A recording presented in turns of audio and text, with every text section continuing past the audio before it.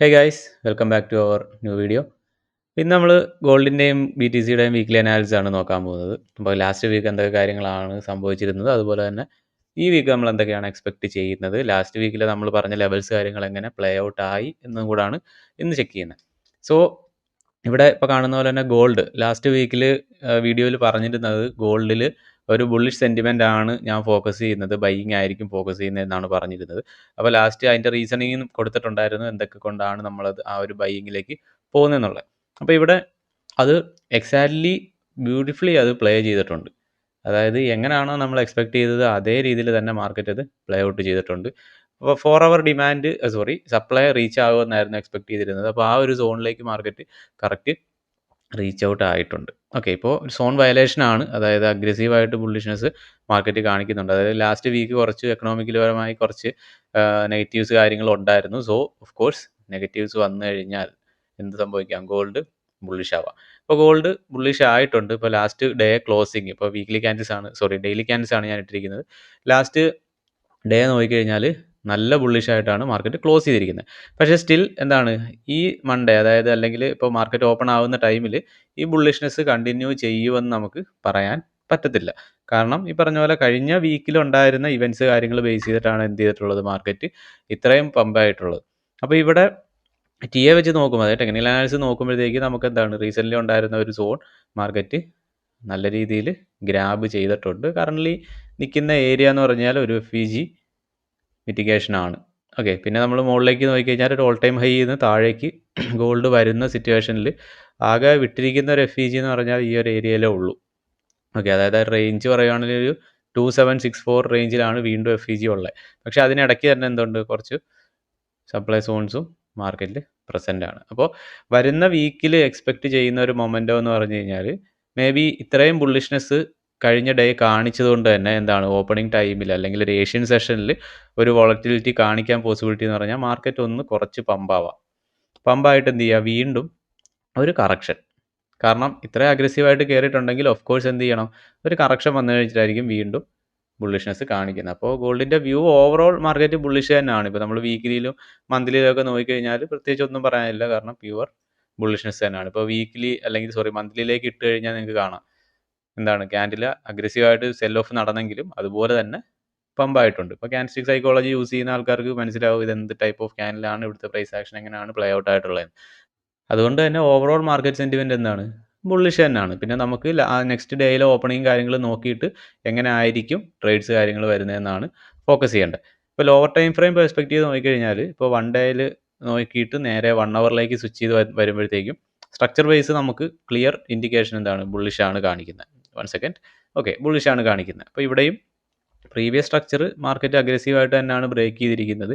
In case ഞാൻ ഈ പറഞ്ഞ പോലെ ഒരു പുൾ ബാക്ക് വരുവാണെങ്കിൽ ബൈയിങ് ആണ് പ്രിഫർ ചെയ്യുന്നതെങ്കിൽ എന്ത് ചെയ്യുക, ഈ ഒരു സോണിൽ നിന്ന് ബൈയിങ് പ്രിഫർ ചെയ്യുക. അതായത് ഇവിടെ എത്തിക്കഴിഞ്ഞതിന് ശേഷം മാത്രം എന്ത് ചെയ്യുക, ബൈയിങ് നോക്കുക. അതായത് എത്തി അവിടുന്ന് റിയാക്ഷൻ കിട്ടിയതിന് ശേഷം എന്ത് ചെയ്യുക, ബൈയിങ്ങിനേക്കുള്ള ട്രേഡ്സ് കാര്യങ്ങൾ നോക്കുക. അല്ലാത്ത പക്ഷം എന്ത് ചെയ്യുക, മുകളിൽ നമ്മളിപ്പോൾ പറഞ്ഞ ലെവൽസ് ചെയ്യുന്ന കാര്യങ്ങൾ എന്തായാലും ഒരു പുൾ ബാക്ക് തരാനുള്ള പോസിബിലിറ്റി ഉണ്ട്. അതുകൊണ്ട് തന്നെ എന്ത് ചെയ്യുക, അവിടുന്ന് ചെറിയ ചെറിയ സെൽ എൻട്രീസ് എടുക്കാൻ പറ്റുമെന്ന് ഫോക്കസ് ചെയ്യുക. അപ്പോൾ ടെക്നിക്കലി പറഞ്ഞു കഴിഞ്ഞാൽ നമുക്ക് 2 ഓപ്പർച്യൂണിറ്റീസും വരുന്ന വീക്കിൽ ഗോൾഡിലുണ്ട്.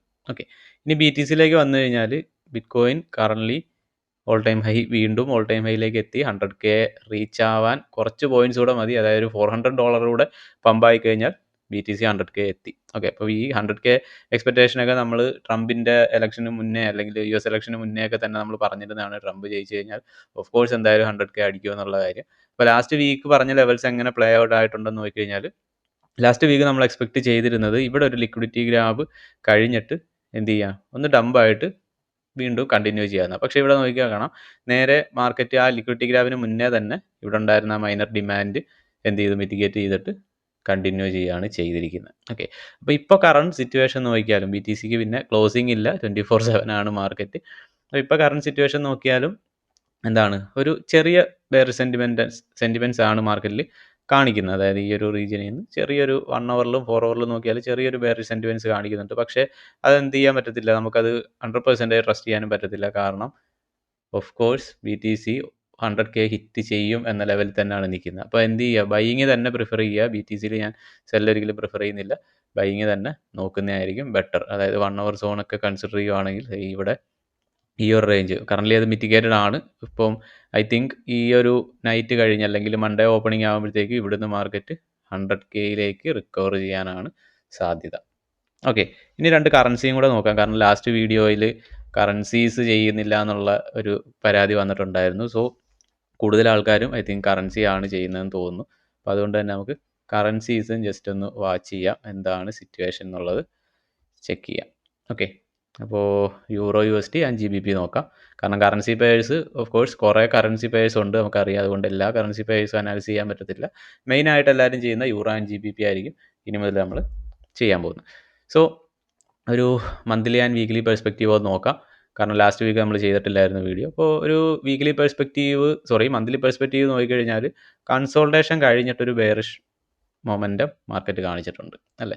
അതായത് കുറേ മാസങ്ങളായിട്ട് മാർക്കറ്റ് കൺസോൾട്ടേഷൻ ആയിരുന്നു. ആ കൺസോൾട്ടേഷൻ കഴിഞ്ഞിട്ട് എന്ത് ചെയ്തിട്ടുണ്ട്, മാർക്കറ്റ് ഒരു ബെയറിഷ് സെൻറ്റിമെൻറ്റ്സ് കാണിച്ചിട്ടുണ്ട്. അതായത് CRT വെച്ച് നോക്കുമ്പോഴത്തേക്കും ഒരു അഗ്രസീവ് സെൽ ഓഫ് മാർക്കറ്റ് കഴിഞ്ഞ മന്തിൽ കാണിച്ചിട്ടുണ്ട്. കഴിഞ്ഞ മന്ത് എക്സിസ്റ്റിംഗ് മന്താണ് കേട്ടോ. കഴിഞ്ഞ മന്ത് ഇവിടെ ഉണ്ട്, എക്സിസ്റ്റിംഗ് മന്ത് ഇപ്പം റൺ ചെയ്തുകൊണ്ടിരിക്കുന്ന മന്ത് November 24.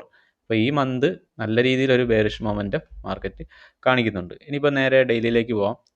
ഡെയിലിയിലെ സിറ്റുവേഷൻ എന്താണെന്ന് നോക്കാം. മന്ത്ലി ബെയറിഷ് ആയതുകൊണ്ട് ഡെയിലിയിൽ എന്തായാലും സ്ട്രക്ചർ എന്തായിരിക്കും, ബെയറിഷ് തന്നെ ആയിരിക്കും. ഇപ്പോൾ ഇവിടെ നോക്കിയാൽ ഒരു സ്വീപ്പ് കഴിഞ്ഞിട്ട് അഗ്രസീവായിട്ട് സെല്ലേഴ്സ് കയറിയിട്ടുണ്ട്, വീണ്ടും ഒരു റിക്കവറി, വീണ്ടും സെല്ലേഴ്സ് ആക്റ്റീവ്. അപ്പോൾ കറൻ്റ്ലി സ്ട്രക്ചർ പ്യുവർ എന്താണ്, ബെയറിഷ് സൈഡിലേക്ക് തന്നെയാണ് പോയിരിക്കുന്നത് യൂറോ USDയുടെ. അപ്പോൾ ഞാൻ പ്രിഫർ ചെയ്യുന്നത് ഇവിടെ സെല്ലിങ് തന്നെ ആയിരിക്കും വരും ദിവസങ്ങളിൽ. കാരണം എന്താണ്, ഈ പറഞ്ഞ പോലെ ഓവറോൾ നമുക്ക് സെൻറ്റിമെൻറ്റ്സ് ബെയറിഷ് സൈഡിലാണ് നിൽക്കുന്നത്. ഇനിയിപ്പോൾ ഒരു റിവേഴ്സൽ തരാൻ സാധ്യതയുള്ള സോൺസ് നോക്കിക്കഴിഞ്ഞാൽ ഈ ഒരു ലെവലിലേക്ക് മാർക്കറ്റ് വരണം. അതായത് ഈ ഒരു ലെവലിലേക്ക് മാർക്കറ്റ് മിറ്റിഗേറ്റ് ചെയ്ത് കഴിഞ്ഞാൽ, അപ്പോൾ മോസ്റ്റ്ലി ഇവിടെ പ്ലേ ഔട്ട് ആകാൻ പോകുന്നതെന്ന് പറഞ്ഞു കഴിഞ്ഞാൽ താഴേക്ക് വന്ന് ഈ ലെവൽ ഈ വീക്ക് മിറ്റിഗേറ്റ് ആവും, പമ്പാവും. അപ്പോൾ ഇത് പമ്പാകുന്ന ഡേ മേ ബി നമ്മുടെ NFP ഒക്കെ വരുന്ന ഡേയിലാവാനാണ് സാധ്യത. കാരണം ഇന്ന് 24 ആണ്. അപ്പോൾ ഈ വീക്ക് എന്തായാലും നവംബർ എൻഡ് ആവും, December 1 ഫ്രൈഡേയിൽ എന്തായാലും NFP വരും. അതായത് ആ വീക്ക് ഫുള്ള് ന്യൂസ് ആയിരിക്കും. അപ്പോൾ ആ ടൈമിലായിരിക്കും ഈ ഒരു റിക്കവറി നടക്കാൻ പോസിബിലിറ്റി കൂടുതൽ. ഓക്കെ, ഇനിയിപ്പോൾ 1 അവറിലെ ബയസ് കൂടെ ഒന്ന് ജസ്റ്റ് ചെക്ക് ചെയ്യുക. 1 അവറിൽ ഇപ്പോൾ ഒരു പ്യുവർ സെൽ സോൺ കാര്യങ്ങളും ഇവിടെ ഉണ്ട്. ഇവിടെ നമുക്കൊന്നും നോക്കേണ്ട ആവശ്യമില്ല. മാർക്കറ്റ് കമ്മിങ് ഡേയ്സിൽ മുകളിലേക്ക് പുഷ് ചെയ്യുകയാണെങ്കിൽ എന്ത് ചെയ്യുക, ഇവിടുന്ന് സെൽ ഓഫ് ട്രൈ ചെയ്യുക. അതായത് ഷോർട്ട് എൻട്രീസ് ട്രൈ ചെയ്യുക. ഈ ഏരിയസ് എല്ലാം നമുക്ക് പ്രിഫറബിൾ ആണ്. കാരണം ഇവിടെ എല്ലാം നമുക്ക് ക്ലിയർ ആയിട്ട് ക്യാൻഡിസ്റ്റിക് തിയറി അപ്ലൈ ചെയ്ത് കഴിഞ്ഞാൽ പ്രോപ്പറായിട്ട് ലിക്വിഡിറ്റി ഗ്രാഫ്സ് കാര്യങ്ങൾ എല്ലാം വിസിബിൾ ആണ്. ഓക്കെ, അപ്പോൾ യൂറോയിൽ സെൽ സൈഡ് നിൽക്കുന്നതായിരിക്കും കുറച്ചുകൂടെ സേഫ്. കാരണം ട്രെൻഡ് ബെയറിഷ് ആയതുകൊണ്ട് തന്നെ സെൻറ്റിമെൻസിൻ്റെ കൂടെ ട്രേഡ് ചെയ്യുന്നതായിരിക്കും ബെറ്റർ. GBPയിലും സെയിം അവസ്ഥയാവാനാണ് സാധ്യത. കാരണം GBP ഓൾറെഡി മാർക്കിങ്സ് കുറച്ച് ചെയ്തിട്ടുണ്ട്. ലാസ്റ്റ് വീക്കിൽ എന്തോ ട്രേഡ്സിന് വേണ്ടി നോക്കിയതായിരുന്നു. അപ്പോൾ ഇവിടെ നോക്കിയാൽ കാണാം, ലൈക്ക് ഇവിടെയും ബെയറിഷ് സെൻറ്റിമെൻറ്റ്സ് തന്നെയാണ് വന്നിരിക്കുന്നത്. അപ്പോൾ നമുക്ക് നല്ല രീതിയിലൊരു ഷിഫ്റ്റും കിട്ടിയിട്ടുണ്ട്. അതായത് സ്ട്രക്ചറിൽ നല്ല രീതിയിലൊരു ഷിഫ്റ്റും കിട്ടിയിട്ടുണ്ട്. അപ്പോൾ സെയിം കാര്യം തന്നെയാണ് GBPയിലും എന്ത് ചെയ്യുക, റിട്ടേൺ വന്നു കഴിഞ്ഞാൽ ഈ വീക്ക് സോണിലേക്ക് റിട്ടേൺ വന്നു കഴിഞ്ഞാൽ സെൽ ഓഫ് നോക്കാം. അതായത് രണ്ടിലും നമുക്ക് സെല്ല് നോക്കുന്നതായിരിക്കും ബെറ്റർ. ഓക്കെ, അപ്പോൾ മേ ബി ഇങ്ങനെ ഒരു കാര്യം സംഭവിക്കുക, അതായത് നമ്മൾ എക്സ്പെക്റ്റ് ചെയ്യുന്ന ഈ ഒരു സപ്ലൈ സോൺസിലേക്ക് മാർക്കറ്റ് വരാതിരിക്കാനുള്ള സിറ്റുവേഷനും ഉണ്ട്. അപ്പോൾ അങ്ങനെയാണെങ്കിൽ ചെയ്യേണ്ട കാര്യമെന്ന് പറഞ്ഞു കഴിഞ്ഞാൽ ഏറ്റവും ലോവസ്റ്റ് പ്രൈസ് പോയ ഏരിയ നോക്കുക, ഇവിടുത്തെ CRT എങ്ങനെ ഉണ്ടെന്ന് ചെക്ക് ചെയ്യുക. അതായത് ക്യാൻഡിൽ റേഞ്ച് തിയറി എങ്ങനെ ഉണ്ടെന്ന് ചെക്ക് ചെയ്യുക. എന്നിട്ട് ശേഷം മാത്രം എന്ത് ചെയ്യുക, നിങ്ങൾ ട്രേഡ്സ് ഇനിഷ്യേറ്റ് ചെയ്യുക. എങ്കിലും സെൽ സൈഡ് തന്നെ നോക്കുക. ഓക്കെ, കാരണം ഈ പറഞ്ഞ പോലെ രണ്ടിലും ബയാസ് നമുക്ക് സ്ട്രോങ് സെൽ സൈഡാണ്. വരുന്ന വീക്കിലുള്ള ന്യൂസ് കാര്യങ്ങളൊക്കെ കൺസിഡർ ചെയ്യണം. അതിനിടയ്ക്ക് സ്ട്രക്ചർ ഷിഫ്റ്റ്സോ കാര്യങ്ങളോ ഉണ്ടായിക്കഴിഞ്ഞാൽ വീണ്ടും നമുക്ക് എന്ത് ചെയ്യാം, ട്രേഡ്സ് ബൈയിലേക്ക് കൊണ്ടുപോകാം. അപ്പോൾ ഇതാണ് ഈ വീക്കിലെ ഒരു വ്യൂ. പറഞ്ഞ പോലെ നമുക്ക് എന്തൊക്കെയാണ് കാര്യങ്ങൾ നോക്കുന്നതെന്നാണ് പറഞ്ഞത്. മെയിനായിട്ട് ഗോൾഡ്, BTC, അതുപോലെ 2 കറൻസീസും നോക്കിയിട്ടുണ്ട്. അപ്പോൾ എന്തായാലും വീഡിയോസ് കാണുക, അതുപോലെ തന്നെ ലെവൽസ് കാര്യങ്ങളൊക്കെ ചാർട്ടിൽ കീപ്പ് ചെയ്യുക. നിങ്ങളുടെ സ്ട്രാറ്റജി, റിസ്ക് മാനേജ്മെൻ്റ് ഒക്കെ പ്രോപ്പറായിട്ട് ചെയ്യുക. അപ്പോൾ മറ്റൊരു വീഡിയോ ആയിട്ട് വീണ്ടും കാണാം. എല്ലാവർക്കും സേഫ് ട്രേഡിംഗ്.